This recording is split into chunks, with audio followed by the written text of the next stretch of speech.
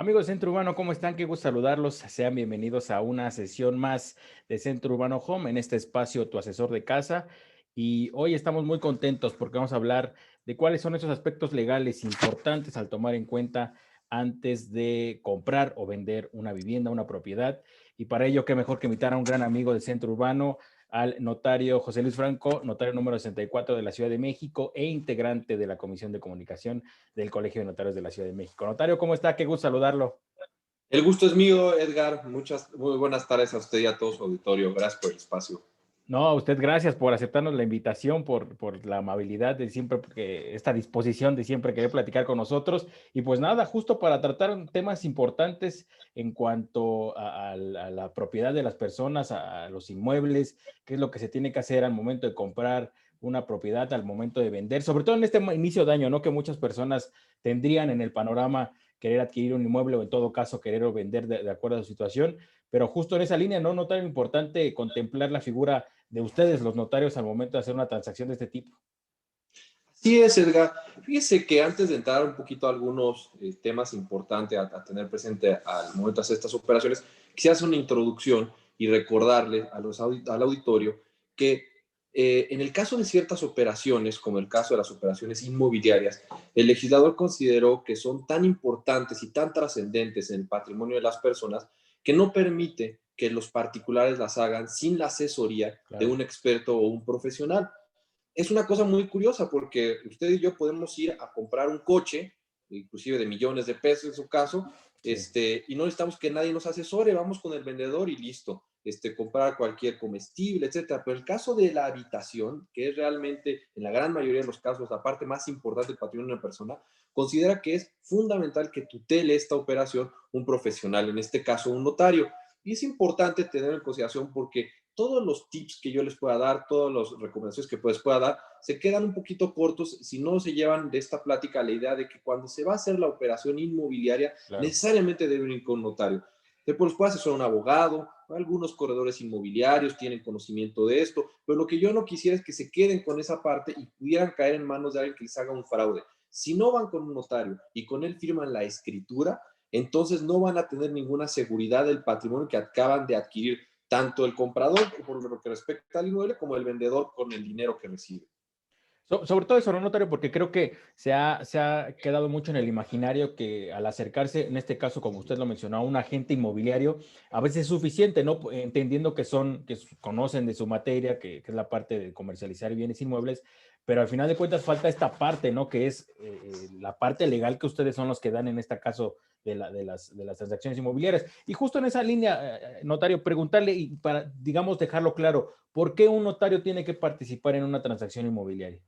Claro, es una buena pregunta. La respuesta corta sería porque así lo establece la ley. Claro. Porque el legislador, bajo su juicio, consideró que es un acto tan trascendente que no puede dejarse libremente a la intervención de los particulares y considera que es importantísimo que intervenga un profesional del derecho. Hay muchos de este tipo de actos y se les consideran, por ejemplo, actos formales. No solo estamos hablando de la compraventa de una casa, también, por ejemplo, los testamentos en los que intervenimos, al constituir una sociedad, y esto genera obviamente muchos beneficios, por supuesto la asesoría, pero también se genera un principio que le llamamos de matricidad, que significa que la escritura va a quedar bajo nuestro resguardo y que luego se va a guardar en un archivo de notarías, de tal manera de que si la persona que hizo la operación la perdiera, se le queme en un incendio, la traspapela, siempre va a poder obtener una copia. Esto es uno de los principios que pensó el legislador, es decir, estos papeles son tan importantes que te deben de asesorar al momento de hacerlos y nunca debe de haber posibilidad de que se pierdan porque siempre van a quedar resguardados en un archivo.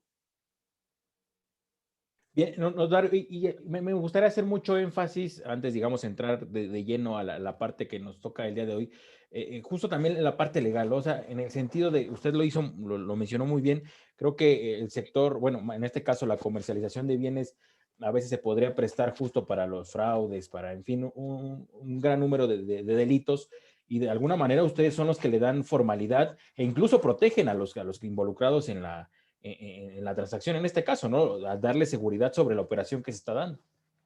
Sí, yo también por eso creo que es un buen punto para iniciar el tema. Ya con las redes sociales, con todo este bombardeo de información que tenemos todos nosotros, nos llegan muchas ofertas de alguien que nos puede dar el servicio. Pero en el caso particular, estas operaciones que requieren fe pública, requieren intervención de un fedatario, únicamente pueden realizarse a través de alguien que le haya delegado el estado de la fe, como es el caso de los notarios. Claro. Es incontable el número de personas que llegan a notaría y me da mucha pena y me dicen, oye, vengo a vender mi departamento con mucho trabajo, y traen un contrato privado y me dicen, me cobró el abogado, me cobró el corredor, vivo en esa casa desde hace 10 años y lo que tienen es un contrato privado.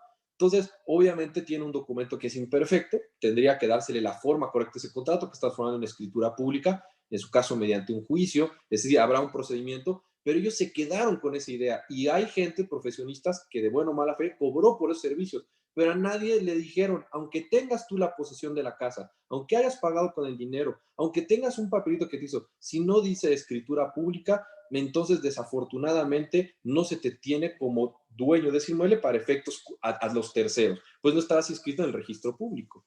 Claro. Notario, en esa línea, entrando en materia llena de manera directa, que nos pudiera decir, digamos, si existiera una especie de checklist, unos puntos básicos a considerar para la gente que compra una vivienda, justo para evitar esta clase de cosas y que entienda que no, que una cosa es un contrato privado y otra cosa es una escritura pública. En fin, estos pequeños detallitos en los que se tendrían que considerar como de ley para que, digamos, haya una operación. Digo, entendiendo que ustedes estarían ahí para asesorarlos, pero que tenga noción la gente de lo que es el camino para comprar una vivienda.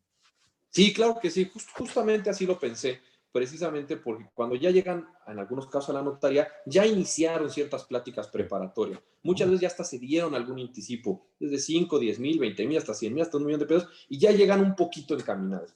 Entonces, yo pienso que para que sigan algunos tips importantes, habría que reflexionar si estamos desde el punto de vista del comprador o del punto de vista del vendedor. Si yo voy a comprar, ¿qué es lo mínimo que le debo de pedir a un vendedor que me exhiba? Es el título de propiedad.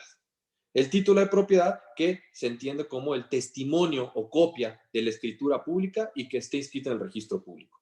Si yo me acerco a comprar un inmueble y no me pueden enseñar el título de propiedad, pues ya vamos con el tache más grande porque eso acreditaría precisamente la titularidad del inmueble. Si la persona dice que no tiene, que tiene un contrato privado, que no lo encuentra, pues ahí ya hay un foco rojo. Haciendo un símil muy burdo, pues como cuando te quieren vender un coche y no tienen la factura, ¿no? O sea, bueno, ¿a título de qué me estás queriendo vender el inmueble? Esa parte es muy importante. Muchas veces te lo enseñan de momento en copia simple, a reserva de que ya cuando hay más formalidad te enseñan el original, pero sí debe haber un título de propiedad. Y lo segundo y muy importante, que el título de propiedad, la persona que aparezca como dueño coincida con la persona que me está vendiendo, porque ahí ya empezamos un poquito a desmenuzar ciertos casos. Por ejemplo, hay veces que la gente cree que está vendiendo la casa de la abuelita porque la abuelita falleció y dicen ellos que son los herederos. Entonces, en la escritura se establece que el dueño de ese inmueble es la abuelita, pero la abuelita ya falleció y dice el vendedor, bueno, pero es que yo soy el heredero porque a mí me toca y me lo dijo mi abuelita. No, habrá que hacer un procedimiento previo que se llama adjudicación para que cambie, digamos, el nombre de esa titular registral, de la abuelita, en este caso, al supuesto vendedor. Entonces, debe de haber título de propiedad e identidad con la persona que ofrece la venta del inmueble y la persona que aparece el nombre en la escritura.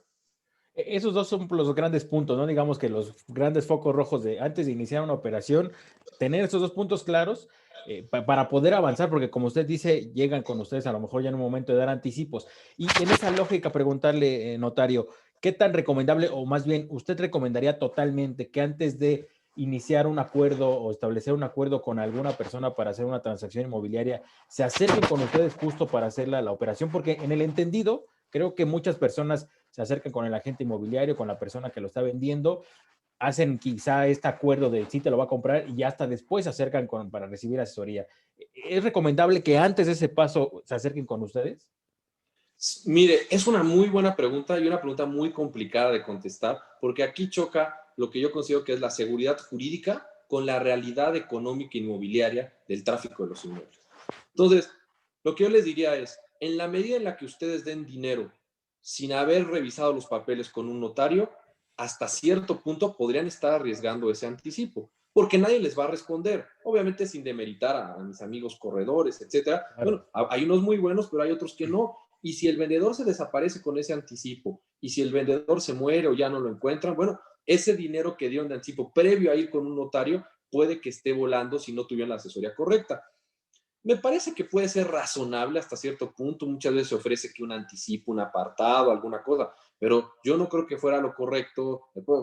Digo, dependiendo de los precios, pues si dan que para apartar los 5, 10 mil pesos, bueno, puede ser pensando en que si pasa cualquier cosa y no se lo regresan, eso es lo que arriesgaron. Yo en mi caso no soltaría ningún dinero sin estar asesorado, ¿no? Oiga, y en esa lógica, digamos, entendiendo el panorama general de una persona de a pie que partiendo del hecho que a lo mejor en México no tenemos esta cultura tanto de acercarnos al notario y verlos como un servicio caro y que son costosos, en fin, y usted sabrá muy bien la figura que existe en torno a esto, pero ¿en dónde encontraría o cuál diría, qué recomendación daría a las personas en el sentido de en qué momento de la transacción inmobiliaria hay que acercarse con el notario? Yo pienso que antes, por supuesto, de que se vaya a dar el paso formal de dar anticipos, como luego dicen el pócar, así que, pues, ver no empobrece, ¿no? Entonces, o sea, si les enseñan los papeles, están pensando, etcétera, yo creo que todavía no, pero ya que deciden una operación, ya que tienen muy claro el precio que van a pagar, entonces yo creo que es razonable que le pidieran al vendedor, a su corredor, que fueran a una notaría que les quedara cerca para que les dieran una asesoría. Mire, esto que comenta del estigma de lo que pudiera ser los costos de los notarios, etcétera, es un tema que va muy relacionado que a nosotros nos toca, entre nuestras funciones, también hacer el cobro del entero de los impuestos que se causan por estas operaciones. Pues claro, cuando uno va a la notaria le toca pagar, pero eso no es todo para el notario. Hay impuestos que son federales y hay impuestos que son locales. Y para muestra yo les recomiendo inclusive lo siguiente. Eh, Dos notarios de la Ciudad de México ofrecemos un servicio gratuito en el Colegio de Notarios de asesoría sin costo a cualquier persona que quiera. Entonces, si ustedes tienen la duda de si o no conocen una notaría a cuál ir, yo les recomendaría que fueran al Colegio de Notarios ubicado en la calle de Río Tigris número 63, hacen su cita, ahorita lo estamos atendiendo virtualmente, pero fuera de la pandemia, se forman ahí la gente y atendemos todos los notarios como parte de nuestras obligaciones gremiales a la gente gratuitamente. Estamos ahí 2 horas, no cobramos un solo peso y precisamente lo que queremos es quitarse el estigma de que la gente piense que el servicio notarial es caro, que se asesoren gratuitamente porque va a salirle más caro al gobierno, al aparato jurídico, el juicio de que les hagan un fraude que una asesoría con un notario. Entonces, yo eso los invitaría, les diría, no les va a costar la asesoría con un notario, lo pueden hacer a través del Colegio de Notarios y pues mejor pregunten. Entonces, yo contestando, regreso un poquito a la pregunta, diría, hay que ir con notario cuando ya hay una definición del inmueble, del precio y están a punto de dar un anticipo, acérquense al notario. Y en este caso, notario, ahí acudiendo al Colegio de Notarios de la Ciudad de México, en este caso, pueden recibir asesoría de qué hacer en todo caso, por ejemplo, si están a punto de una compraventa, justo esta parte que estamos platicando, ¿no? De en qué punto se tiene que tomar en cuenta. Ahí los pueden asesorar ustedes, digamos, en el punto fino de decir, cuidado con estas partes, este inmueble tiene algo, en fin, los canalizarían, digamos, en ese sentido. Sí, hay una parte muy general de la operación que nosotros podemos saber con lo que Claro, nos cuenta la gente. claro. Pero hay otra parte que sí necesitamos allegarnos de información a través de ciertos organismos públicos. Por ejemplo, ya la primera parte es el título de propiedad, vamos a pensar que aparece el nombre del vendedor. Pero otra parte que no podemos saber antes de dar un anticipo es si ese inmueble tiene algún gravamen, si él Claro. tiene alguna hipoteca, ¿sí? Entonces, en esos casos, se tiene que pedir al registro público ya sea un folio o pedir un certificado de gravámenes. Aquí era el segundo tip que les iba a dar. Este registro, como su nombre le indica, es un registro público. Entonces, ustedes pueden ir como cualquier ciudadano a solicitar que les den un folio o un certificado de gravámenes del inmueble que van a comprar para que ustedes puedan ver si efectivamente ese inmueble se encuentra libre de gravámenes. Algunos corredores que hacen bien su trabajo, inclusive piden este folio, pero muchas veces, o la gran mayoría de las veces, no se hace. Entonces, aunque sí tienen la escritura, les piden a la gente un anticipo, dan 1,000,000 de pesos y cuando ya llegan conmigo a la notaría, yo pido un certificado de gravámenes y resulta que había una hipoteca. Y entonces ahí ponte a temblar. Eso quiere decir que esa persona que supuestamente está vendiendo pidió un dinero prestado y dio de garantía el inmueble. Entonces, ahí es esa segunda parte que no es suficiente muchas veces la información que te presenten en papeles. Hay que hacer la investigación, ¿no? Que sería el segundo tipo. Bien, notario, en esa clase de casos, como bien lo menciona, que de alguna manera ya se dan cuenta ya hasta que llegan con ustedes y ustedes son los que revisan esa parte. ¿Habría manera de justo detectarlo por cuenta propia, toda esta clase de situaciones y evitar justo que llegar con ustedes y se encuentren con grandes sorpresas? Porque supondría que no nada más es esta parte, ¿no? Que se encuentren con gravámenes, sino con algunos otros puntos que a lo mejor son más ocultos y que es complicado para una persona de a pie o alguna que quiera comprar una vivienda darse cuenta de esos hechos, si no es hasta que van con ustedes. Sí, por eso decía que todo lo que yo les pueda platicar en esta charla es un poco una serie de puntos a tomar en consideración, pero es muy importante que vayan con el notario. Esta información que se pide al registro público, insisto, es pública, cualquiera lo pueden pedir, no solo los notarios, y les daría un indicativo de si tuviera, por ejemplo, en este ejemplo, algo grave en el inmueble. Pero claro, esa información que les va a expedir el registro público tiene términos técnicos jurídicos que a lo mejor no le van a entender. O haciendo un símil muy burdo, es como cuando yo voy y me hago los exámenes en un laboratorio y una cosa es que yo los interprete y otra cosa es que se los lleve al doctor, ¿no? Entonces yo les diría, bueno, si se trata de tips en lo que van a anotar, bueno, por lo menos pidan la escritura del vendedor y en su caso por lo menos pidan un folio o un certificado de gravámenes reciente, en el entendido de que lo correcto es que esto se lo lleven al profesional para que lo interprete, ¿no?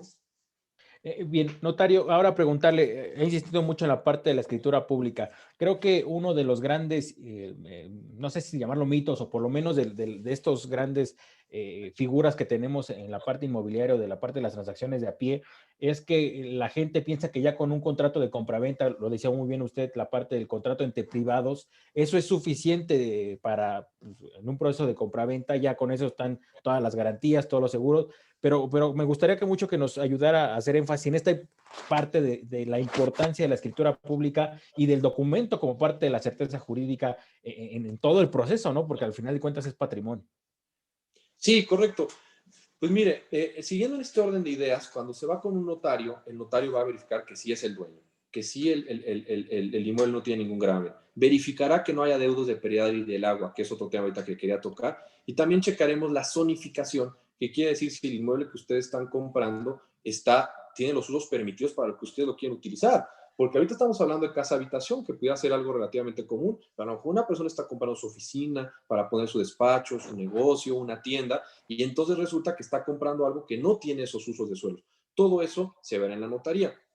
Si ustedes no van con el notario y tienen un contrato privado, se le llama contrato privado porque los terceros, el público en general, no podemos tener conocimiento de esa existencia de ese contrato y consecuentemente no lo podemos tomar como válido.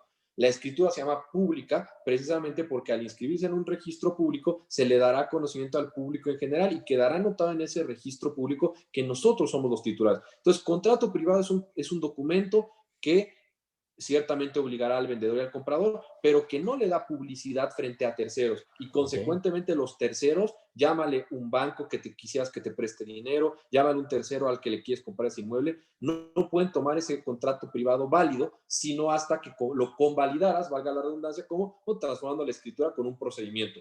Pero resulta complejo cuando te traen un contrato del año 2000, ahorita en el 2021, y te dicen, ahora quiero transformar este contrato en escritura. Está bien, señor, ¿cómo lo transformo? ¿Dónde está el vendedor? No, pues ya se murió. Y entonces ahí viene, bueno, échate un juicio, paga los impuestos referidos. Entonces, son dos documentos distintos. Si bien es cierto, tener un contrato privado es mejor que no tener nada, porque por lo menos tendremos un elemento probatorio para iniciar un juicio de formalización de ese contrato privado. Por otro lado, no podemos comparar un contrato privado con una escritura por lo que estoy comentando, porque no se acreditará que se verificó que no había deudos de predial, de agua, la zonificación, y que está correctamente escrito en el registro público y consecuentemente que surte efectos contra todos los terceros. Bien, notario, ojalá aquí me gustaría que nos platique un poco en su experiencia, que si nos puede decir, cuáles son estos tipos de fraude más comunes o a qué se puede prestar una transacción inmobiliaria, qué tipo de fraudes podrían desencadenar el no hacer un procedimiento correcto como el que tratamos que la gente lo haga con su consejo. Claro, pues aquí sí tiene mucho que ver un poco luego la experiencia y la imaginación, de que luego la realidad supera la ficción. Mire, Claro, por ejemplo, siguiendo este orden de ideas de tener el título de propiedad y que no tenga ningún gravamen, luego le puedo decir que sí es el título de propiedad, no tiene ningún gravamen, pero el inmueble valía 2 millones de pesos, pero debe 4 millones de predial. Oiga, ¿cómo quedé 4 millones de predial? Ya le pagué. ¿Los debía? Bueno, ¿qué debieron de haber hecho? debieron de haber tramitado un documento que tramitados en las notarías que se llama constancias de adeudo de predial o constancias de adeudo de agua, que sería mi tercer tip, porque tanto el certificado de gravámenes como el folio se puede pedir de manera pública, como la constancia de predial del agua también la pueden pedir en el catastro, por lo menos para tener un indicio, porque si no, deben más de lo que ya costó el inmueble. Otro tipo en ese orden de ideas sería el tema de la zonificación, especialmente cuando queremos destinarlo a un uso distinto al habitacional. Muchas veces se ofertan inmuebles que no tienen los usos que están diciendo, y entonces ya que uno hizo una inversión para poner un pequeño restaurante, resulta que llega la autoridad y te lo clausura. Bueno, en ese sentido, también un cuarto tip sería tratarse de informar de la zonificación que tiene ese inmueble. Hay una dependencia, la Secretaría de Desarrollo Urbano y Vivienda, que expide certificados de zonificación, se pueden acercar a ella para tener por lo menos estos elementos. Bueno, ya tengo una idea de más o menos de cómo está el inmueble. No estoy tan a ciegas. Ya llego con el doctor con algunos análisis. Yo le diría en ese, pero ahora ya también viene, seguimos un poquito avanzando con el tema que ahora está muy de moda, desde hace como 7 años está muy de moda, que es el tema del lavado de dinero.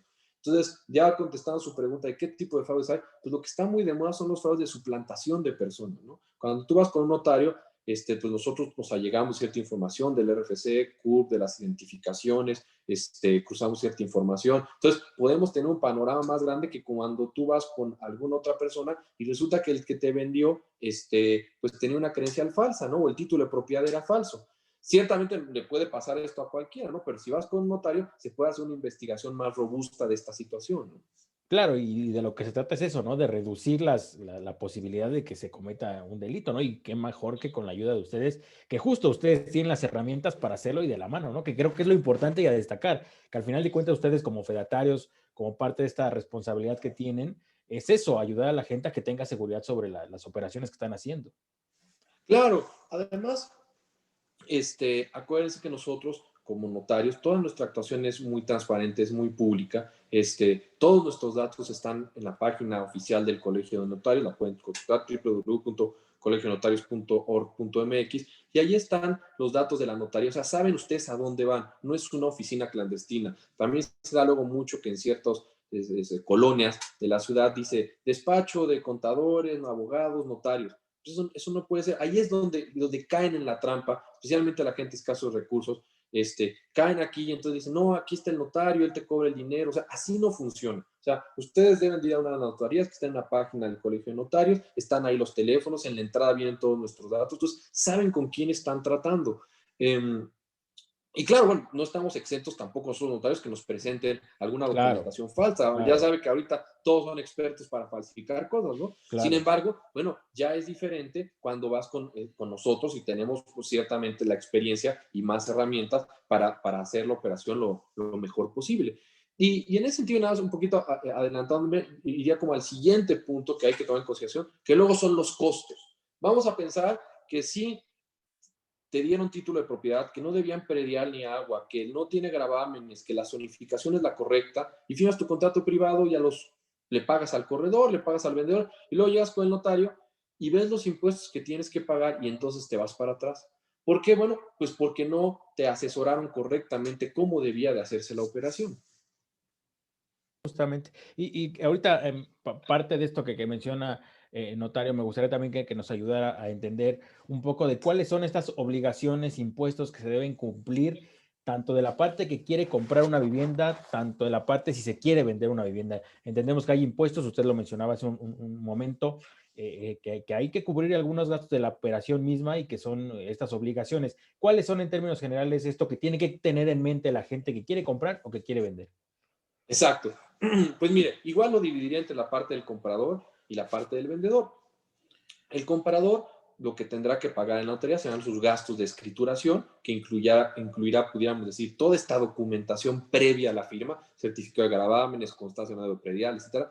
Entre otras cosas, también se tendrá que pagar en algunos casos un avalúo para determinar cuál es el impuesto que se tiene que pagar.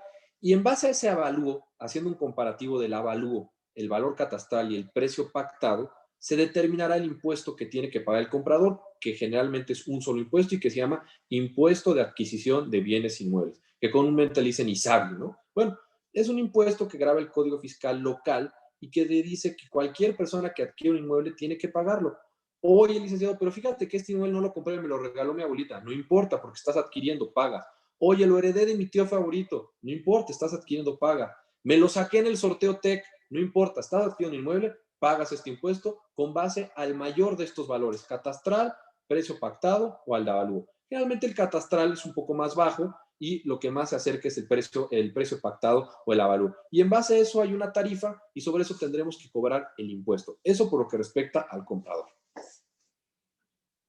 Y en el caso de las personas que les toca vender, notario ahí. Y en el caso del que le toca vender, la lógica es un poco distinta. Ahí entraríamos al supuesto de un impuesto que generalmente todos los que tenemos alguna ganancia tenemos que pagar, que es el impuesto sobre la renta.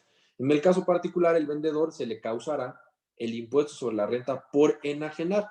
Oye, tú compraste en 1 millón de pesos hace 5 años y estás vendiendo en 2 millones de pesos ahorita, bueno, sobre ese 1 millón de pesos que tuviste una ganancia, tendrás que pagarle al fisco un impuesto sobre la renta. Y aquí, en el caso bueno, en todos los casos de los impuestos, pero en este caso particular es importante la asesoría del notario porque este impuesto sobre la renta puede exentarse en ciertos montos. Hasta, por ejemplo, 700,000 unidades de 700,000 veces de Luma, puede exentar, pero 700,000 UDIs puede exentarse el impuesto sobre la renta, son con 4,5 millones de pesos. Ahí la ley te permite que si compruebas que has vivido en el inmueble, aunque recibas ese ingreso, estás exento siempre y cuando declares que es tu casa habitación. No podrás exentarlos en un local comercial, pero en tu casa habitación hasta cierto monto lo podrás exentar. Arriba de eso, sobre el excedente, sí se te causará un impuesto.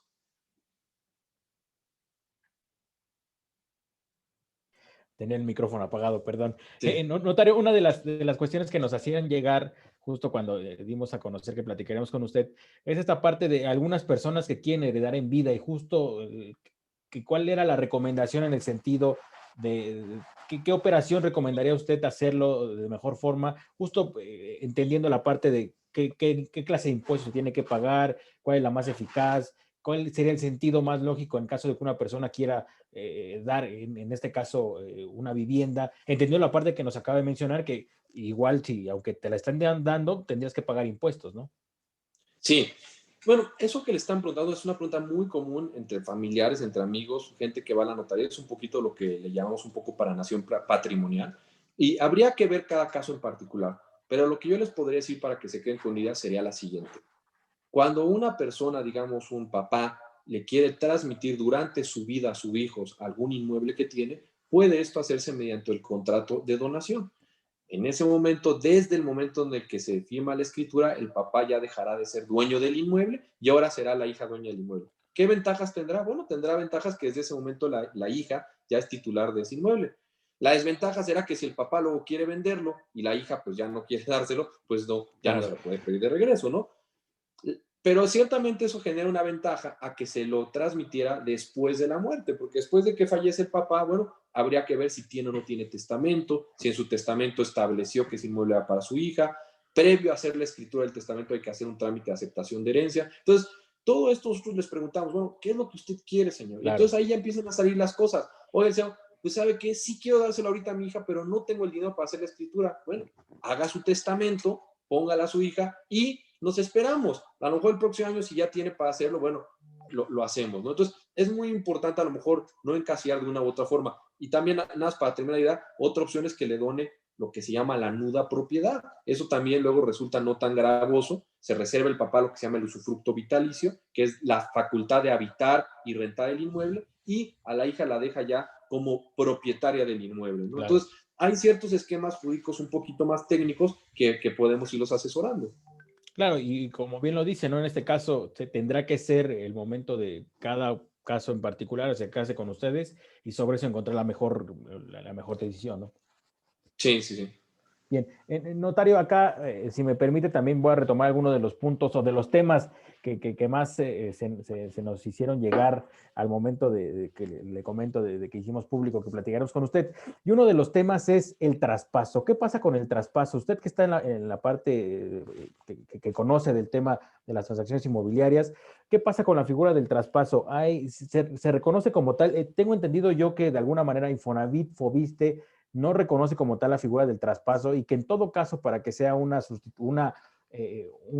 traspaso, digamos, la figura legal correcta sería sustitución de deudor y esa sería entre ustedes. Pero en este caso, ¿qué pasa cuando una persona quiere, bajo esta idea, que ya no quiere pagar una vivienda, en fin, toda esta parte, deshacerse de la deuda del crédito hipotecario y dejarse a la otra persona? Claro. ¿Qué opinión le Aquí, merece? pues me Sí, pone sí, otra vez una pregunta complicada aquí, Edgar, porque son preguntas que son coloquiales y que luego traemos un poco de nuestro inconsciente. Y la realidad, yo le contestaría, no existe en ninguna ley que yo tenga conocimiento el término traspaso. claro, Precisamente como bien lo comentaba usted, yo creo que la gente cuando dice que quiere hacerte el traspaso de deuda se refiere a que acá adquiere un inmueble, digamos con Infonavit, y ya lo quiere vender y quiere obviamente liberarse de esa deuda. Esa parte es un poco complicada. Generalmente no lo aceptan los bancos, hasta donde tengo conocimiento tampoco lo acepta Infonavit o Fobiste, porque ellos te prestaron dinero a ti por claro, tu capacidad económica. Cuando a ti te prestan 2 millones de pesos para comprar un inmueble es porque te hicieron un estudio, en Infonavit te están descontando de tu sueldo. Entonces tú no puedes llegar y decir que te hiciste un compromiso aquí a 10 años y que ahora mejor se lo pasas a tu vecino. Entonces, ahí obviamente Infonavit dice, no, no, a ti te presté por tu capacidad de producción y mi garantía es el inmueble. Entonces, difícilmente eso va a operar, aunque les digan lo contrario. En su caso, para poder vender el inmueble tendrían que liquidar el adeudo que tienen con la institución fiduciaria, que claro. se cancelara la hipoteca y ya que estuviera libre de la hipoteca, sí vender el inmueble, ¿no? Entonces, necesariamente tendrán primero que liquidar la totalidad de la deuda. Y sobre todo por esta parte, no hacer mucho hincapié de la cancelación de hipoteca porque es algo que está relacionado con ustedes, ¿no? Esa parte tiene que, ¿están relacionados ustedes o ustedes dan la forma, ¿no? A una cancelación de hipoteca. Sí, eso ya es un poco, podríamos hablar como también tiene que ver con inmuebles, pues cuando una persona pide un préstamo bancario con garantía hipotecaria, se anota en el registro público Claro, que ese inmueble está dado en garantía. Entonces vamos a pensar que esa persona terminó de pagar el inmueble y ya que termina de pagar el inmueble dice, bueno, pues aquí tengo mis escrituras, ya terminé de pagar, ya terminé. Y aquí el problema, y qué bueno aprovechar este espacio para todo auditorio, hay que recordarles a la gente que no, habrá que cerrar el círculo y tendrá claro, que hacerse una anotación de que se canceló esa hipoteca. Y aquí la gente me dice, oye, Liceo, pero tengo que volver a hacer una escritura. Yo les contestaría, sí hay que hacer una escritura, pero por supuesto no se pagarán ahí los impuestos que estamos platicando. Eso se pagaron cuando claro. se dio el crédito, cuando se compró. Será una escritura única y exclusivamente se llama de cancelación de hipoteca, que es una escritura relativamente económica, cuyo único propósito es que el registro público se entere de que ya acabaron de pagar y que Claro. entonces les borre ahí que tiene una hipoteca y puedan vender libremente. Claro. Bien, notario, otro de los temas, creo que en nuestra charla pasada también salió este tema que creo que es uno de los que más le interesan a la gente, o de los que están ahí en la parte es, ¿qué pasa con los remates bancarios? ¿Usted lo recomendaría? ¿Qué se tiene que fijar en esa clase? Entendiendo que es un procedimiento más complejo en términos jurídicos, ¿no? Que hay que cuidar más cosas y que no es una transacción de tú a tú entre comprador y vendedor. Sí, yo en los remates es un tema también muy recurrente. Yo les diría algo que siempre me decía mi papá, pues, pues que no hay dinero fácil, ¿no? Claro, No, o sea, si no, pues claro, todos compraríamos en remates. Ustedes deben de pensar que efectivamente todo lo que se ofrece en remates tiene un precio a descuento porque está metido dentro de un proceso judicial, lo cual parece atractivo. Y no con esto quiere decir que no se metan a los remates. Lo que yo quiero decir es que no es tan fácil como parece. Tienen que asesorarse porque como el precio es muy bajo, hay unos impuestos muchas veces que no tenemos contemplado en el costo, que sí son mucho, pero mucho más caros que una escritura normal, por muchas razones. Pues porque se causa un impuesto adicional que se llama impuesto sobre la renta por adquisición, que se causa cuando el valor del precio es inferior al del avalúo en más de un 10%, y muchas veces durante el proceso se cedieron el inmueble a varias personas, entonces digamos, se deben varios impuestos de adquisición de inmuebles. Entonces tal vez sí compré algo que valía 10 en 3, pero le voy a tener que meter 5. Ah, bueno, sí fue negocio, lo compré en 8, pero no era en 3 como me habían dicho originalmente. Entonces yo les diría, sí háganlos asesorados con un notario y en su caso con el abogado que litigó el asunto. Lo que no hagan es se metan a una página de una inmobiliaria y claro. entonces digan, un departamento en la Roma, en 500,000 pesos, no, pues aquí, y den el dinero, eso sí, no lo hagan, porque se van a estar comprando un problema, van a perder ese dinero. Claro, claro, sin duda es uno de los temas que hay que tener mucho tacto y conocimiento, ¿no? Porque sí, creo que ahí es uno de esos grandes temas en los que se puede presentar el fraude, ¿no, notario? De gente que se quiere aprovechar, que ofrece propiedades y que al final de cuentas no se concreta nada, pero ya recibieron el dinero de la gente que desgraciadamente cae en esta clase de trampas. Sí, completamente, tanto en los remates como insistía yo luego con la gente de escasos recursos que les venden con este contrato privado, la verdad Claro, es que da mucha pena porque la gente sí paga, o sea, sí paga, sí se mete a vivir ahí, pero luego no tiene ningún papel que lo permita venderlo, que le permita acceder a un crédito. Entonces, hay veces que estos problemas se dan por mala fe, por supuesto, por un fraude, y hay veces que se da por ignorancia. Regresando un poquito al tema de remate, a lo mejor la inmobiliaria tenía los papeles en orden, pero volvemos a lo mismo. Yo pensaba que iba a meterle 2 millones, probablemente le terminé metiendo pues 8, ¿no? Muy bueno, está bien, pero claro, no salió tan barato. claro, claro. Notario, acá una de las preguntas que nos hacían es, ¿qué pasa con la jornada notarial 2021? ¿Ya hay fechas? ¿Se va a lanzar? Un poquito que nos pudiera Sí, orientar. qué bueno que me hace la pregunta, la tenía también aquí, yo quería comentarlo. La jornada notarial es un esfuerzo que desde hace muchos años hace la Ciudad de México, de la mano con los notarios de la Ciudad de México, en el que se dan reducciones muy importantes a los gastos de notaría, especialmente por lo que respecta a este impuesto que tiene que pagar el comprador, que es el impuesto de adquisición de bienes inmuebles. De tal manera que si su inmueble entra a jornada notarial, entonces ustedes entran a una reducción del impuesto y no van a tener que hacer un avalúo en la mayoría de los casos sobre el inmueble, sino que se va a escriturar a valor catastral. ¿Qué nos va a decir si entra mi inmueble o no a jornada notarial? Bueno, pues el precio. Lo que busca la jornada es que la gente clase media baja, pueda escriturar sus inmuebles.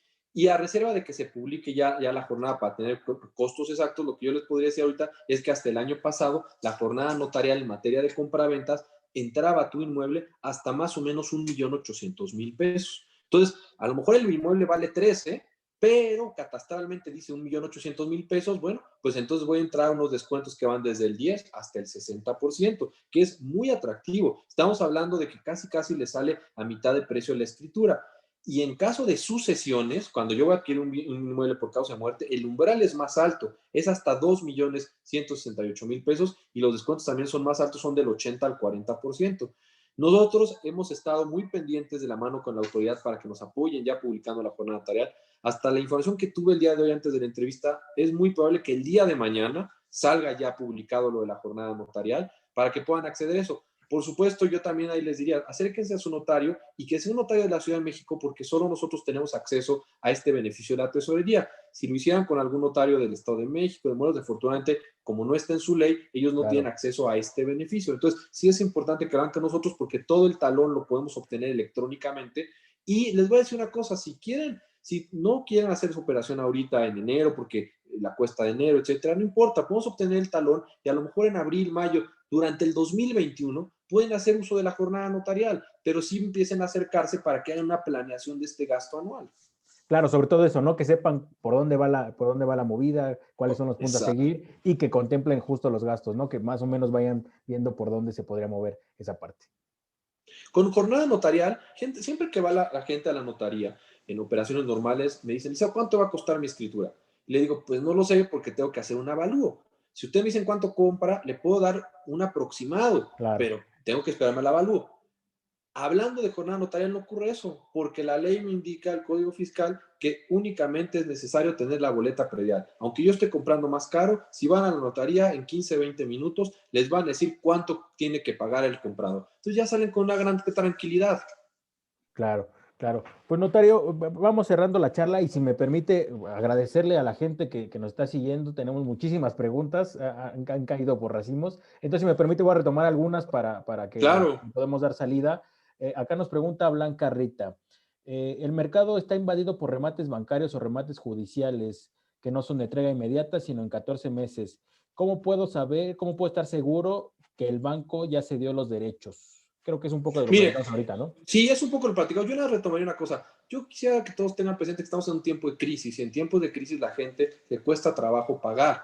Entonces, seguramente vamos a ver un aumento en remates bancarios porque la gente no le pagará al banco. Insisto, yo no quiero desincentivar a la gente de que invierta en un remate bancario. Lo que yo le diría es que esa pregunta que ella me está haciendo necesariamente tenemos que revisar el expediente judicial que tiene el Claro. remate. Entonces yo diría, no des un dinero si no puedes ver el expediente judicial, si no lo puedes revisar de la mano con un abogado y un notario. Y ya que esté revisado, tú decidirás si le entras o no, pero se tiene que revisar el expediente judicial. Bien. Notario acá, Armando Lozano pregunta, ¿por qué se pagan tantos impuestos en cada movimiento? Cuando un hombre muere y la casa estaba escriturada a su nombre, la mujer tiene que escriturar adjudicación, aunque estén casados por bienes mancomunados. Si la mujer muere y deja en testamento la casa a sus hijos, ¿esos también tendrán que adjudicar para poder vender? ¿Así está en la ley? Sí, la respuesta sería, pues, ¿por qué se paga tantos impuestos? Pues yo quisiera que no se pagaran tantos impuestos, tampoco, porque a mí también me toca, ¿eh? No crean que por ser notario yo tengo que escriturar, a mí no me cobran mis amigos notarios también el impuesto. Entonces, lo que yo les diría es que, contestando ya seriamente la pregunta, efectivamente, como el impuesto se llama impuesto de adquisición de bienes inmuebles, cada vez que cambia el nombre del titular por la razón que sea, por venta, por donación o un regalo, o por causa de muerte, se tendrá que pagar el impuesto. Hacía una mención de la sociedad conyugal. En caso de que fuera así y estuvieran casados en sociedad conyugal y heredar a alguno de los cónyuges, bueno, nada más pagarán el 50% del impuesto. Ahí sí, para que vean. Pero en el caso de los hijos, etcétera, la regla general es que se va a pagar el 100% del impuesto. Bien. Notario acá, Sandra Cerrato nos pregunta muy concisa su pregunta. ¿Adjudicación o prescripción? No, pues es un poco difícil. Yo les diría es que son dos temas diferentes. La adjudicación es un término un poco amplio que se utiliza para referirse a la adquisición por herencia. Entonces yo les diría, bueno, una adjudicación de bienes por herencia quiere decir cuando yo me escrituro un inmueble que me deja una persona que ya falleció. Eso es o también se utiliza el término adjudicación cuando se trata de una adjudicación por remate judicial, ¿no? Entonces, yo les diría que la adjudicación se reusa es un término de escriturar sobre remates y sobre herencias principalmente. Y la prescripción es otra forma de obtener un título de propiedad que no va a ser una escritura, sino que yo le voy a demostrar al juez que he vivido pacífica continuamente a título de dueño y de buena o mala fe en un inmueble, y ahí no me van a dar escritura, me van a dar una sentencia de un juez. Entonces, Ok. yo le diría, no es una u otra, sino que son medicinas distintas para problemas distintos. Notario, acá una pregunta sobre el caso de la prescripción. Muchas personas, y partiendo del hecho que, pues, usted conocerá la parte de las invasiones y en fin, y muchas personas se escudan en la parte de la prescripción en el intento de hacerse legalmente la propiedad. ¿Es posible caminar en ese sentido que alguna persona ve una vivienda deshabitada, se meta y a la larga apelar a la prescripción? Mire, el tema de la prescripción, yo creo que es un tema que ameritaría ahí otra plática un poquito más larga. Claro, Lo que yo le puedo decir es que obviamente el sistema jurídico está diseñado para que si alguien desposee a otra persona de un inmueble con la fuerza, por supuesto no tuviera título de prescribir, no, no, claro, no, si no estaríamos en una inseguridad. Sin claro. embargo, lo que sí le puedo decir es que efectivamente, si alguna persona ha vivido en algún lugar por regla general y se ha ostentado como dueño y lo ha hecho de manera pacíficamente y continuamente, y habrá que ver si entró a título de dueño de buena o de mala fe y ha estado ahí desde 5 años o 10 años, es posible que iniciando un juicio y demostrándole esto al juez, el juez dictara una sentencia de prescripción y consecuentemente tuviera un título de propiedad de este inmueble. Lo que se busca es regularizar las Claro. propiedades de la gente que ha vivido años en un inmueble y que no tiene una escritura, ¿no? Pero eso es una cosa y otra cosa es diferente de la gente que invade Claro, violentamente algún predio buscando apropiárselo. Eso por supuesto que no entra en claro. la prescripción y el verdadero dueño tendrá que ejercer las acciones legales para defenderse. Perfecto. Notario, acá otra pregunta.